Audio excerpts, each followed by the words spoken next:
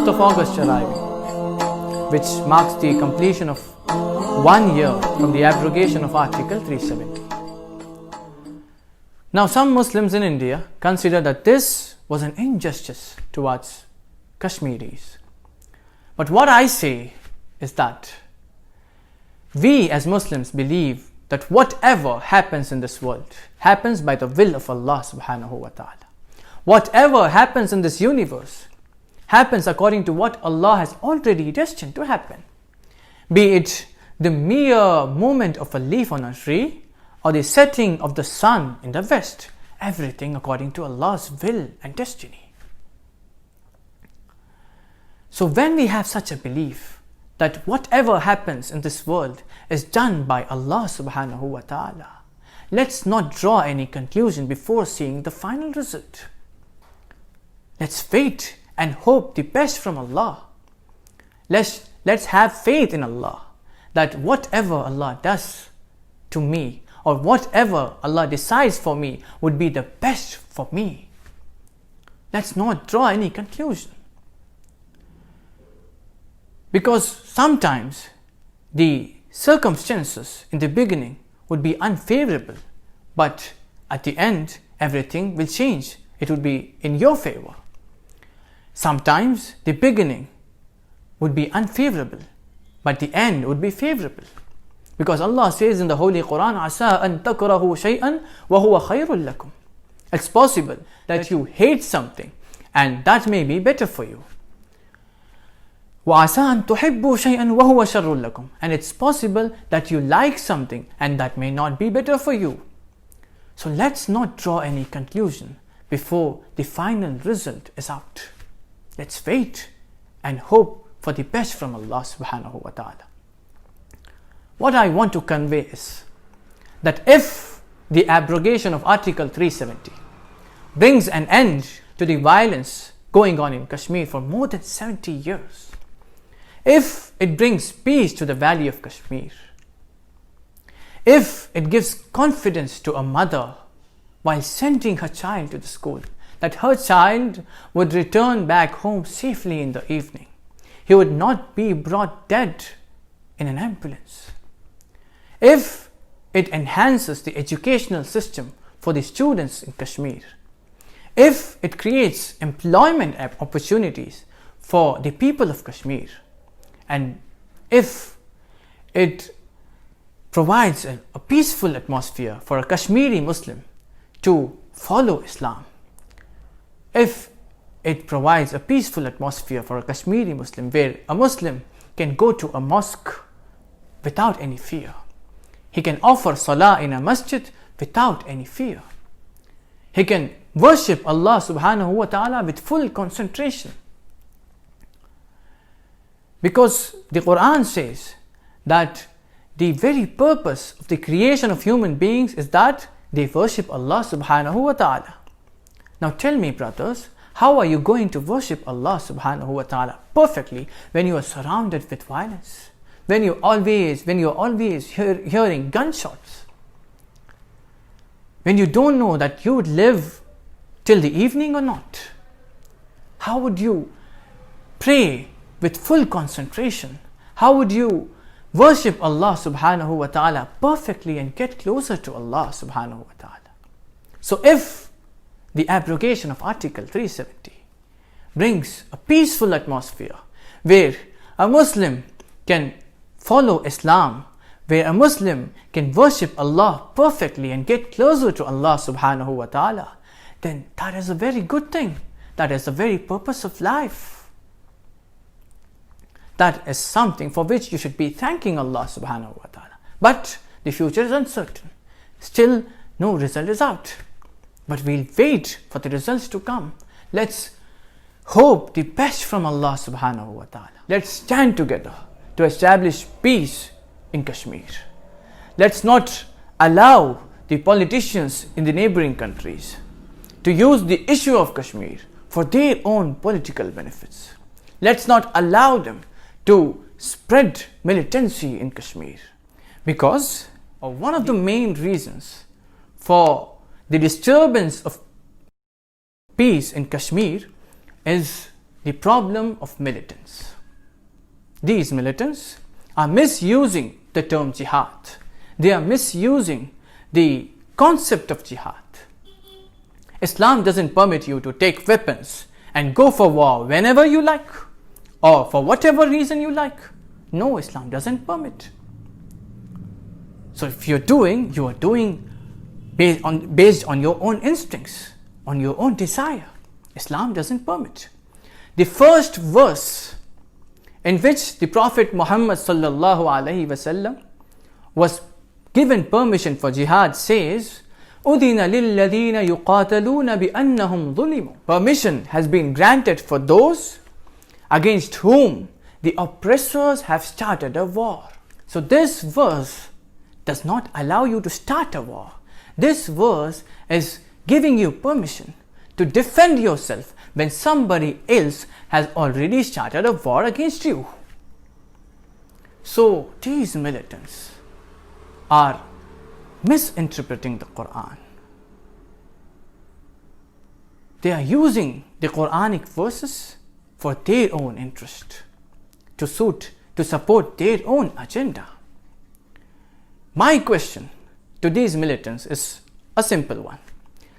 My question is, how can the same Quran, which says in chapter 5, verse number 32, that killing a single human being is like killing the whole humanity, and giving life or saving the life of a single human being is like saving the whole humanity, how can the same Quran ask you to go and kill innocent people? This is impossible. So it's clear that these people are misinterpreting the Quran. That's very clear. So anyone who follows Islam correctly would never choose the path of violence until all the doors of peace are closed. There's no way to establish peace. Until then, he would never choose the path of violence, because the role model for each and every Muslim in this world is Prophet Muhammad sallallahu alaihi wasallam. The Quran says, لَقَدْ كَانَ لَكُمْ فِي رَسُولِ اللَّهِ أُسْوَةٌ حَسَنَةٌ. Indeed, in the Messenger of Allah, you have a noble example to follow. So, what does the life of Prophet Muhammad sallallahu alaihi wasallam teach us? How did Prophet Muhammad sallallahu alaihi wasallam deal with his enemies? Did he choose the path of violence? No. When Prophet Muhammad sallallahu alaihi wasallam started calling people towards peace, towards Islam, towards love, the oppressors in Mecca did not allow him to do that. They troubled him. They insulted him. Some called him a magician and some called him mad. But he did not speak a word against them. Then they started targeting his followers. Whoever accepted Islam was beaten, was insulted, was troubled, was tortured. Sayyiduna Bilal ibn Rabah radiyallahu ta'ala anhu, when he accepted Islam, his head was shaved. He was dragged around the streets of Mecca, and even small children mocked him. Then he was spread-eagled upon the Arabian sand, under the desert sun. He was whipped simultaneously. But Rasulullah sallallahu alaihi wasallam, Prophet Muhammad sallallahu alaihi wasallam, didn't choose the path of violence. He didn't fight against them. He was patient. Then the followers of Prophet Muhammad sallallahu alaihi wasallam were pulled out of their homes. Their properties were seized. They were asked to leave Mecca. They were thrown out of Mecca, which was their own city. They were not allowed to live in their own city. They were asked to leave. But still, Prophet Muhammad sallallahu alaihi wasallam didn't start a war, because there was a way to establish peace. He left Mecca and he migrated towards Medina. He went there and he started preaching his religion over there peacefully. But these oppressors didn't stop. They again attacked him. Then there was no way to establish peace. So Allah granted him permission for jihad. So if you analyze the life of Prophet Muhammad sallallahu alaihi wasallam, you will find that when he was troubled, he did not fight. When he was insulted, he did not fight. When his followers were tortured, he did not fight. When their properties were seized, he did not fight. When they were thrown out of Mecca, he did not fight. And his fight was not for a piece of land. His fight was not to gain a state. His fight was not for him to become a ruler. His fight was not for gaining a state. His fight was only against the oppressors. He fought mainly for two reasons. Number one, the oppressors in Mecca did not allow him to practice Islam, which is peace and love. Number two, the oppressors in Mecca did not allow him to call people towards peace, towards love, towards Islam. They stood in his way, they troubled him, they oppressed him in every way. So he had to fight.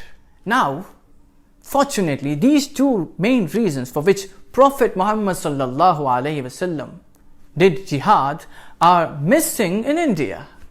Fortunately, because the Indian constitution assures every citizen the right to freedom of religion. You can follow whatever religion you like. And number two, the Indian constitution also assures every citizen the right to freedom of expression, freedom of speech. So you can preach your religion to anyone you like.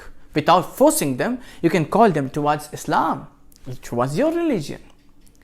So when the Indian constitution has assured these two things, so there's no question of doing jihad in a country like India. There's no question of doing jihad.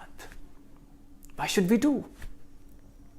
So let's not use a peaceful religion like Islam to incite violence, to kill innocent people, to create turmoil on Allah's land. Let's work together to establish peace, because peace is precious, peace is priceless. When Prophet Muhammad sallallahu alaihi wasallam wanted to visit Mecca, which was his own birthplace, he wanted to pay tribute to the holy Kaaba.